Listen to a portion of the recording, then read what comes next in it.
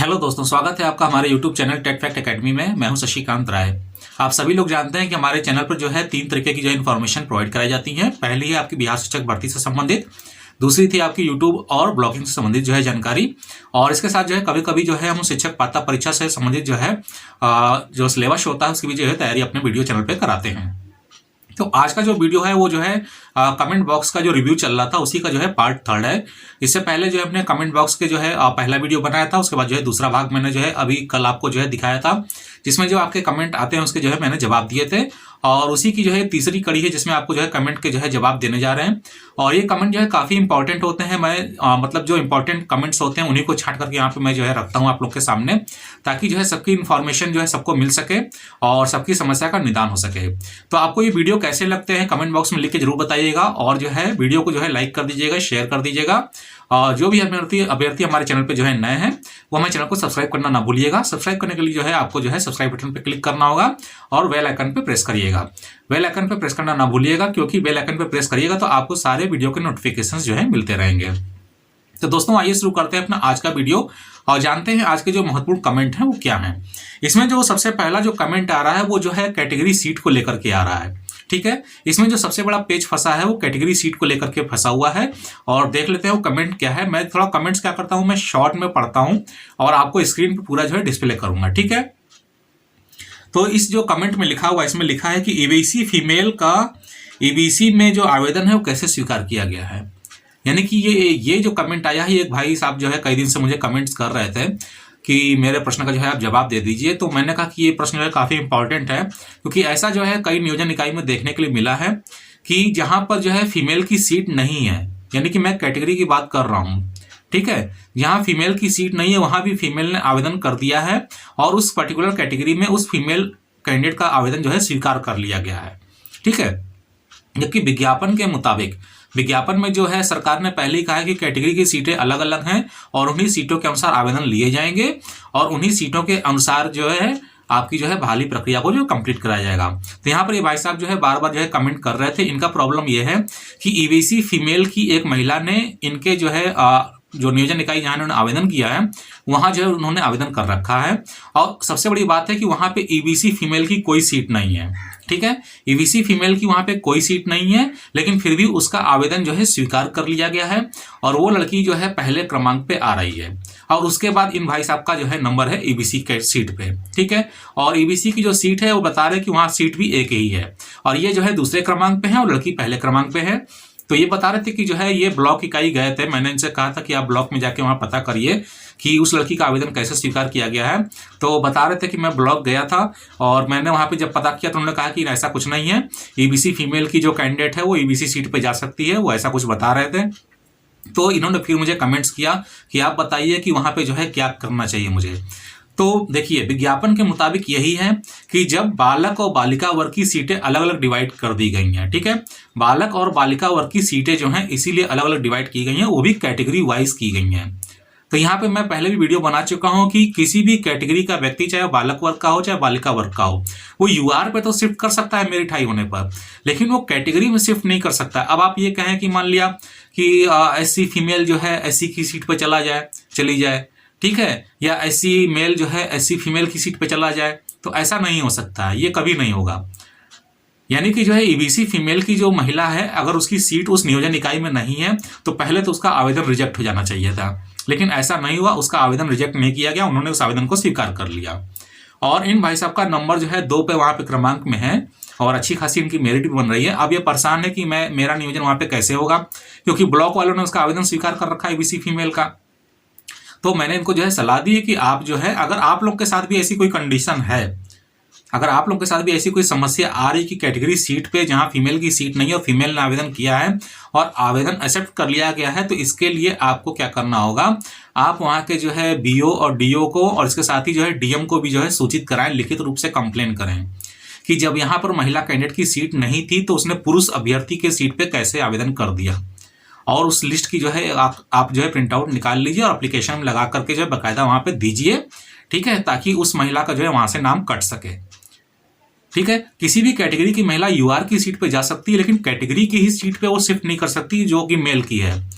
और ऐसे बहुत जगह आवेदन जो है रिसीव्ड भी नहीं किए गए थे। बहुत जगह आवेदन जो है जो लोगों ने किया था उनका जो है हटा दिया गया था कि आप यहाँ महिला की हैं, महिला सीट की उम्मीदवार हैं और यहाँ पुरुष सीट है तो आप महिला सीट होकर के पुरुष वाले पे आवेदन नहीं कर सकती हैं। ठीक है, यानी कि महिला अभ्यर्थी पुरुष वाली सीट पे आवेदन नहीं कर सकती थी जो कि रिजर्व कैटेगरी के थे। ठीक है, यूआर में वो कर सकती थी, यूआर में जाना चाहती तो यूआर में कर देती, कोई दिक्कत नहीं था, क्योंकि वो अनरिजर्व जनरल सीट होती है। ठीक है, तो ये समस्या इनकी थी, तो मैंने इनको जो है यही समस्या का समाधान बताया कि आप लिखित रूप से जो है ब्लॉक अधिकारी जो हैं आपके जो है बीडीओ साहब हैं, चाहे बीओ साहब हैं और डीएम साहब हैं, तीनों को आप इंडिकेट करके एक एप्लीकेशन दे दीजिए और लिस्ट का जो है फोटोकॉपी निकाल के वहाँ लगा दीजिए कि ये आवेदन जो है निरस्त किया जाए। ये आप डिमांड कर सकते हैं।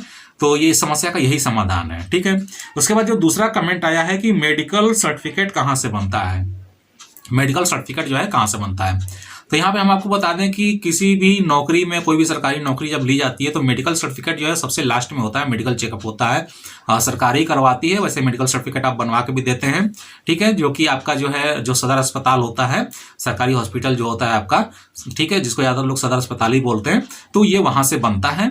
और इस बार जो बिहार टीचर है, बिहार शिक्षक बहाली जो हो रही है, इसमें जो है मेडिकल सर्टिफिकेट भी जो है मांगा गया है कि आपको जो है मेडिकल सर्टिफिकेट भी काउंसलिंग के समय लेकर के आना होगा। ठीक है, तो ये तो जवाब होगा कि मेडिकल सर्टिफिकेट आपको जो सरकारी हॉस्पिटल होगा आपके यहाँ क्षेत्र में, जिला में, मुख्यालय में, वहां से बनेगा। ठीक है, आप वहां पे जाइएगा तो आपको सारी चीजें बताई जाएंगी कि जो है आपका मेडिकल सर्टिफिकेट कैसे कैसे बनेगा, कुछ आवेदन वगैरह करना होगा वो आपको वहां पे सारी प्रक्रिया जो है बता दी जाएगी।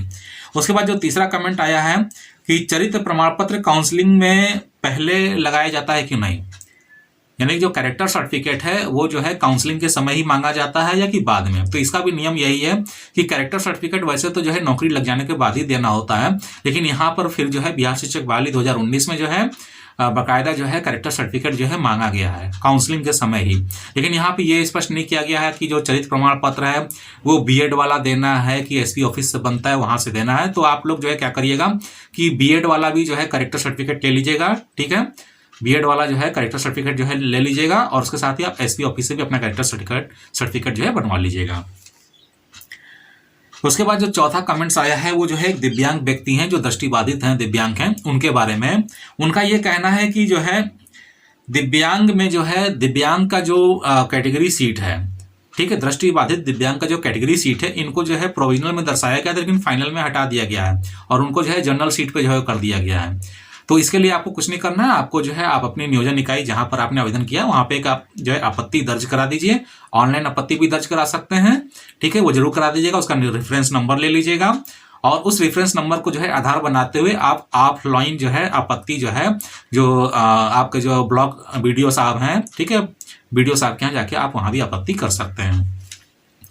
उसके बाद जो है पांचवा जो कमेंट्स आया है वो भी जो है काफी इंपॉर्टेंट कमेंट है। इसमें कह रहे हैं कि मेरा मेधा अंक जो है 82 बन रहा है। इनका जो मेधा अंक है वो क्या है, 82 बन रहा है और क्रम संख्या एक जगह 38 नंबर पे है और दूसरी जगह 58 नंबर पे है। ठीक है, और ये पूछ रहे हैं कि काउंसलिंग कहाँ कराएं। इनका जो मेरिट अंक है वो 82 बन रहा है और एक जगह इनका जो है क्रम संख्या 38 नंबर पे है, दूसरी जगह 58 नंबर पे है। काउंसलिंग ये कहाँ पे कराएं इसके बारे में पूछ रहे हैं। तो मैं ये कहना चाहता हूं कि आप जैसे आप देख रहे हैं कि एक जगह आपका क्रम संख्या 38 नंबर पे है और दूसरी जगह 58 नंबर पे है। ठीक है, तो आप 38 वाले में देखिए कि वहां पे कितनी सीटें हैं। आप जिस भी कैटेगरी के हैं, चाहे यूआर के हों चाहे किसी रिजर्व कैटेगरी हो, तो आप वहां पे देखिए कि 38 नंबर क्रमांक पे हैं तो वहां पे कितनी सीटें हैं। क्या वहां पे 40 सीटें हैं? ठीक है, क्या वहां पे 40 सीटें हैं या 40 सीटें से ज्यादा हैं? अगर 40 सीट हैं, 40 सीट से ज्यादा है तो आप उस क्रमांक के अंदर आ जा रहे हैं, तब तो वहां पे आप काउंसलिंग करा लीजिए 38 वाली जगह पे। और अगर जो है 38 से कम सीट है, यानी 40 से कम है, 38 से बाहर आ रहा है, मतलब ठीक है 35 सीट है या 30 सीट है, आप वह क्रमांक से बाहर आ रहे हैं तो वहां पे आपको काउंसलिंग कराने की जरूरत नहीं है। और इसी तरीके से जो है आपको जो है 58 नंबर वाले क्रमांक पे भी देखना होगा कि वहां पे कितनी सीटें हैं और आप कितना अंदर हैं। ठीक है, और आप ये भी देख लीजिएगा कि कितने जो है वहां पे जो अभ्यर्थी हैं, कितने अभ्यर्थी वहां पे जो है उस क्रमांक में आ रहे हैं। तो ये सारी चीजें जो है आपको जो है देखनी होगी। ठीक है, आइए अगला जो है कमेंट ले लेते हैं। अगला जो कमेंट है वो जो है लिख रहे हैं कि क्या हम प्रोविजनल लिस्ट में नाम आए बिना फाइनल लिस्ट में आपत्ति कर सकते हैं। तो इनका तो पहले तो कमेंट मुझे क्लियर नहीं है। ठीक है, कि अगर आपका जो प्रोविजनल लिस्ट में नाम ही नहीं था तो आप फाइनल लिस्ट में आपत्ति कैसे करेंगे। हाँ, इसका एक मतलब ये हो सकता है कि आपका जो है प्रोविजनल लिस्ट में नाम नहीं था तो आप पुनः अगर आप आपत्ति करना चाहते हैं तो कर सकते हैं, लेकिन ये सिर्फ एक ही कंडीशन में संभव है कि अगर आपने जो है स्पीड पोस्ट से ठीक है। अगर आपने स्पीड पोस्ट से जो है आवेदन किया था तो आपका जो है अगर प्रोविजनल लिस्ट में नाम छूट गया है तो आप स्पीड पोस्ट की रसीद लगा करके ऑनलाइन आपत्ति जो है दर्ज करा सकते हैं। और इन केस अगर जो है कभी भी पहले भी प्रोविजनल में नाम नहीं आया था, ठीक है, और फाइनल में भी नाम नहीं है, जब प्रोविजनल में नाम नहीं तो फाइनल में भी नहीं होगा, यानी कि जो है टाइपिंग से छूट गया हो या आवेदन आपका इधर उधर कहीं गड़बड़ हो गया हो और आपने बाई हैंड जाके जमा किया था, ठीक है, अगर आपको जो है पक्का विश्वास है कि आपने बाई हैंड जमा किया है और आपके पास जो है रिसीविंग स्लिप है, ठीक है, उसके बावजूद भी आपका प्रोविजनल में नाम नहीं था तो भी आप जो है ऑनलाइन आपत्ति दर्ज करा सकते हैं। ठीक है। अगला जो कमेंट है कि पहले प्रोविजनल लिस्ट में आपत्ति नहीं किए थे अब फाइनल में कर सकते हैं। ये पूछ रहे हैं कि पहले हमने जो है प्रोविजनल लिस्ट में आपत्ति नहीं किया था, मतलब ये देखने से चूक गए थे, उसमें वो नहीं चेक कर पाए थे उस नियोजन इकाई की जो प्रोविजनल लिस्ट थी, अब इन्होंने जो है देखी है तो पूछ रहे हैं कि क्या हम फाइनल लिस्ट में आपत्ति कर सकते हैं। तो बिल्कुल हाँ, आप कर सकते हैं, इससे कोई दिक्कत नहीं है, आप आराम से उसमें जो है आप फाइनल लिस्ट में ऑनलाइन आपत्ति दर्ज करा सकते हैं जो भी आपकी समस्या है। उसके बाद जो अगला जो कमेंट है काफ़ी जो है इंपॉर्टेंट है और काफ़ी रोचक कमेंट्स है, ये अदर स्टेट के बारे में है और इसमें ये लोग जो है कुछ लोग जो है झगड़ा भी कर दे रहे हैं, कुछ उल्टा सीधा बोल दे रहे हैं। तो मेरी रिक्वेस्ट है कि आप लोग जो है किसी कमेंट्स पे किसी एक दूसरे को रिप्लाई ना करें और उल्टा सीधा उनको ना बोलें, ठीक है, क्योंकि अदर स्टेट वाले भी जो है फॉर्म यहाँ पे डाले हुए हैं तो आप उनका ध्यान रखिए, क्योंकि आपका भी एक दिन आता है, आप लोग भी जो है जाते हैं अदर स्टेट में एग्जाम देने के लिए, तो ऐसा कभी भी ना करिए क्योंकि ये अखंड भारत है, इसमें लड़ना जो है उचित नहीं है। ठीक है। तो यहाँ पे जो क्वेश्चन है कि सर मैं अदर स्टेट से जनरल फीमेल हूँ और मेरा मेधा अंक जो है 73.64% है और 60 ब्लॉक में आवेदन किए हैं, मेरा हो जाएगा कि नहीं होगा। ठीक है। तो यहाँ पर जो है 73.64% है और फीमेल कैंडिडेट हैं, अदर स्टेट की हैं, यानी कि यूपी की हैं। तो इन्होंने जो है सब्जेक्ट अपना नहीं बताया है, लेकिन हमारा कहना यही है कि आपका जो भी सब्जेक्ट हो, जो भी कैटेगरी हो, आप जो है इसको मिला लीजिएगा और जहाँ पर आप जो है सीट की संख्या के अंदर आ रहे हो, यानी कि आपका जो मेधा क्रमांक है उस सीट संख्या के अंदर आ रहा हो, जितनी सीटें वहाँ पे हों तब तो वहाँ पे आप काउंसलिंग कराइएगा। तो जहाँ अंदर आ रहा होगा वहीं पे आप कराइएगा और अगर कहीं अंदर नहीं आ रहा है तो आप जो है आप जितना नज़दीकी डिफरेंस कम हो, यानी कि 10 नंबर पे या 20 नंबर पे, यानी कि कहीं 20 सीट है और आप 10वें नंबर पे आ रही हैं यानी 30वें नंबर पे आ रही हैं तो आप वहाँ पे जाके काउंसलिंग कराइएगा, यानी नियरेस्ट आपको सेलेक्ट करना होगा। ठीक है। तो दोस्तों आज के जो है सारे कमेंट्स जो है कंप्लीट हो गए हैं और भी आगे आने वाले वीडियो में जो इसका जो अगला भाग आएगा उसमें जो इंपॉर्टेंट कमेंट्स जो आएंगे उनके आंसर आपको जो है दिए जाएंगे। तो उम्मीद है कि आपको ये वीडियो पसंद आएगा। वीडियो पसंद आएगा तो वीडियो को लाइक कर दीजिएगा, शेयर कर दीजिएगा और हमारे चैनल को सब्सक्राइब करना ना भूलिएगा। जल्दी हम उपस्थित होंगे अपने नए वीडियो के साथ में, तब तक के लिए इजाजत दीजिए। धन्यवाद।